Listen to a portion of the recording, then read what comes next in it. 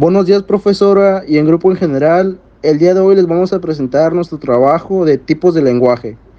Mi equipo está conformado por Palacios Gómez, Cristian Javier, Reyes Cáliz, Jesús Alberto, Hernández Hernández, Ezequiel de Jesús y por mí, Roberto Palma Méndez.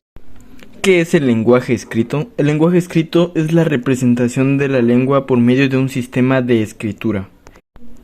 Nos referimos a la transmisión de un mensaje escrito desde un emisor a un receptor, gracias a alguna técnica de registro del lenguaje verbal. ¿Cuáles son sus características?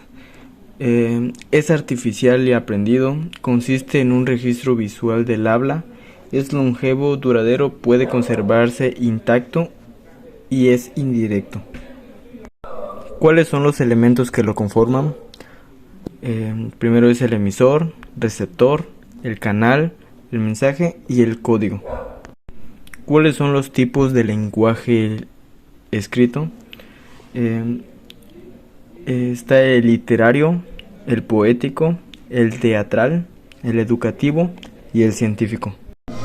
¿Qué es el lenguaje kinésico? El lenguaje kinésico es una expresión corporal que está presente a la hora de explicar algo o estar hablando con otra persona.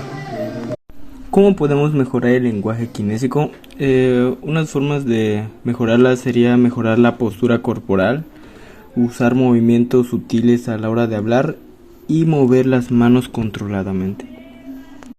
Algunos efectos negativos que podría haber: pueden haber confusiones o malentendidos, ya que en algunas ocasiones pueden ser malinterpretadas de alguna u otra manera.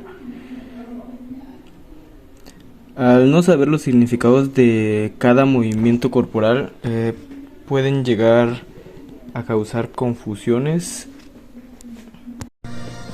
ya que estas pueden significar diferentes cosas como confusión, nerviosismo o incluso que el tema del que estamos hablando no nos interesa para nada. Algunas expresiones que están involucradas en el lenguaje kinésico son las miradas, las manos, los brazos, las piernas y la sonrisa. Este lenguaje incluye los movimientos más sutiles e inconscientes, incluyéndose el guiño, los movimientos leves de las cejas. Además, el lenguaje corporal puede incluir la utilización de expresiones faciales y la postura del cuerpo. Lenguaje proxémico. ¿Qué es el lenguaje proxémico? Estudio del espacio personal y social del individuo, a la percepción y al contacto físico más inmediato, más próximo entre los sujetos involucrados en el acto comunicativo, determinado por la naturaleza de sus relaciones interpersonales. Tipos. Existen 4 tipos y estos son la distancia pública, la distancia social, la personal y la íntima. ¿Dónde se aplicaría? Depende de la situación. Un ejemplo sería cuando estamos con nuestros familiares. En ese caso estaríamos hablando del espacio íntimo. Características.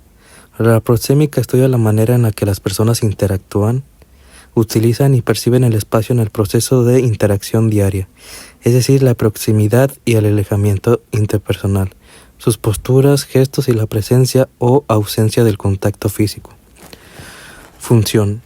Esta permite a las personas crear un marco de interacción acorde con unas coordenadas espaciotemporales que expresan determinados significados y que en ocasiones obedecen a un complejo sistema de restricciones sociales que pueden observarse en relación con el sexo, la edad y la procedencia social.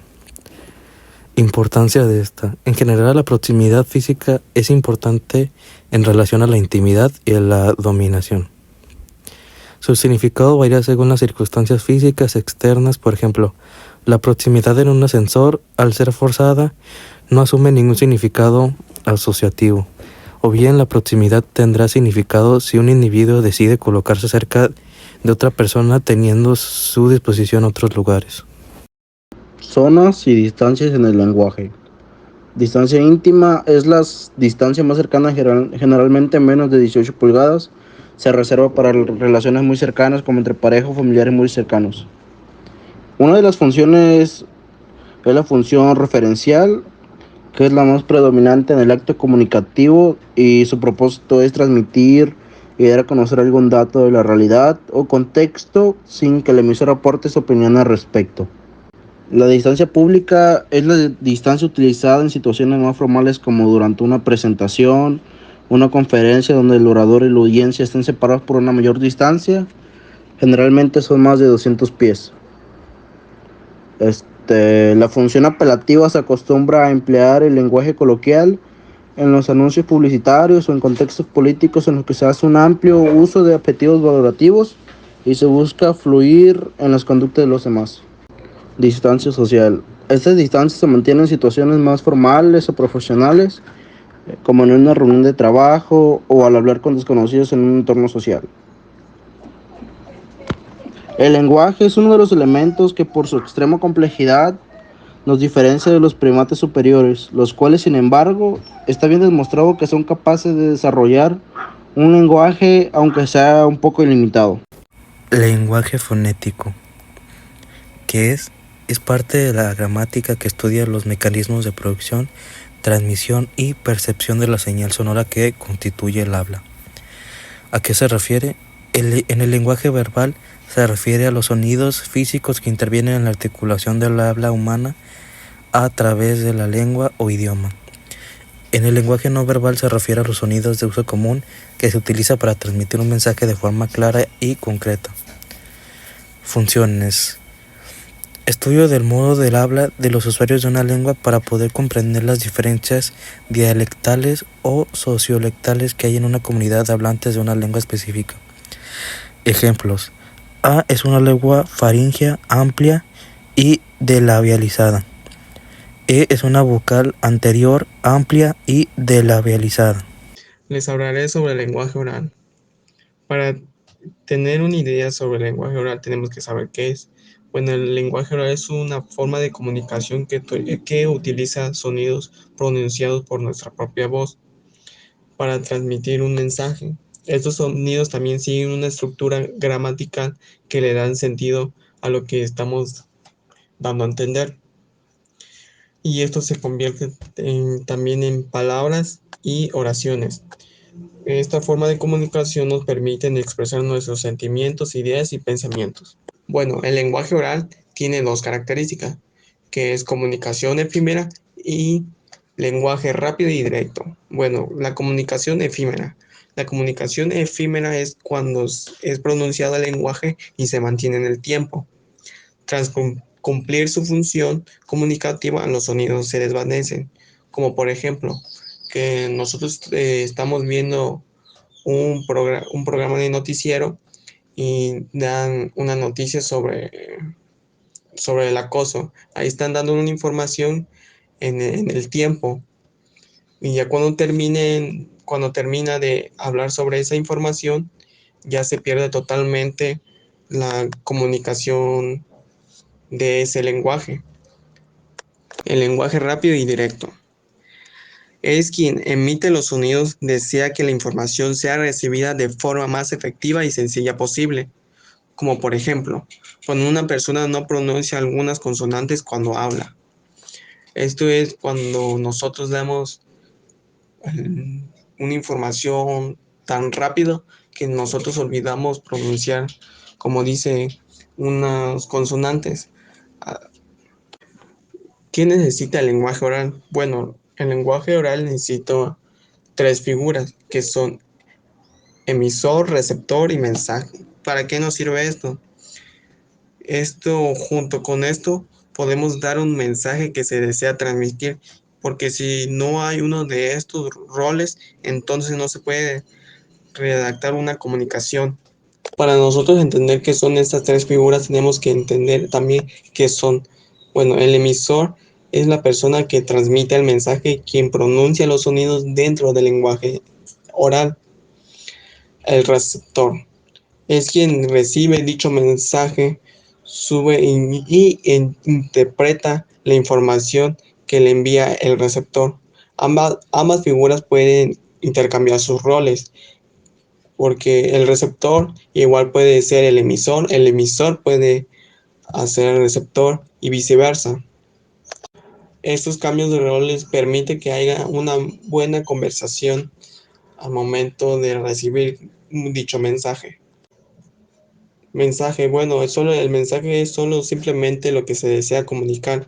Esto se manifiesta por los sonidos de forma de palabras y oraciones. De igual manera, se pueden acompañar con gestos para comprender más la información.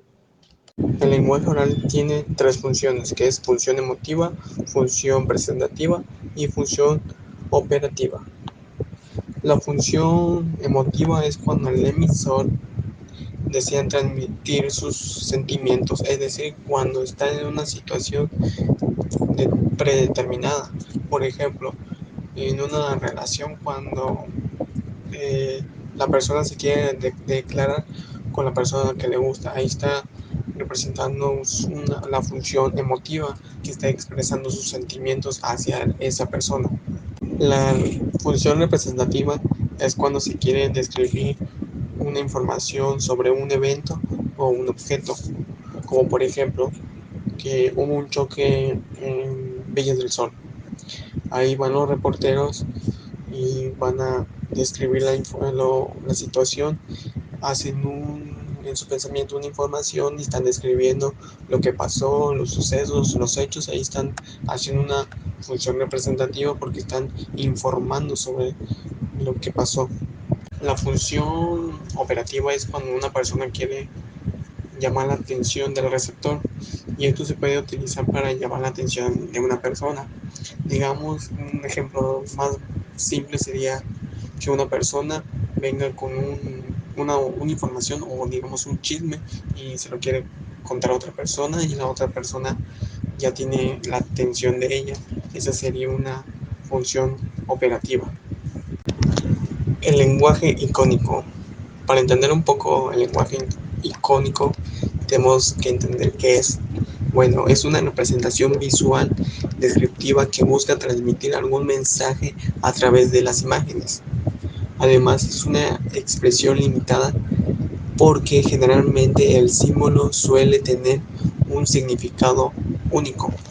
Esto nos da a entender que las imágenes también nos dan un lenguaje, que como por ejemplo las señales de tránsito. Ese es un tipo de lenguaje que nos indica, digamos, límite de velocidad, cuándo detenernos, o si hay una banqueta, etcétera. Estas imágenes ya lo tenemos bien representadas y sabemos el significado que tienen cada una de ellas. El lenguaje icónico tiene algunas características que son lenguaje visual, universalidad, condición y conexión emocional. Hay tipos de lenguaje icónico que son códigos de señales, códigos ideográficos, códigos gráficos, códigos secuenciales y códigos pictóricos. Importancia. ¿Cuál es la importancia del lenguaje icónico? Bueno, nos sirve para representar la realidad, como bien las imágenes nos ayudan a entender y a captar más sencillamente las ideas o conceptos que nosotros queremos llegar a entender. Así bien, el lenguaje icónico es muy importante para nuestra vida diaria, ya que lo vemos diario en cada momento y en cada lugar. ¿Cómo utilizarlo? Bueno, lo podemos utilizarlo de forma correcta para poder entender el lenguaje. Asimismo, se tiene que dar a entender el lenguaje que se quiere entender a la persona, y para que nosotros mismos también lo podamos entender y darle a explicar con imágenes.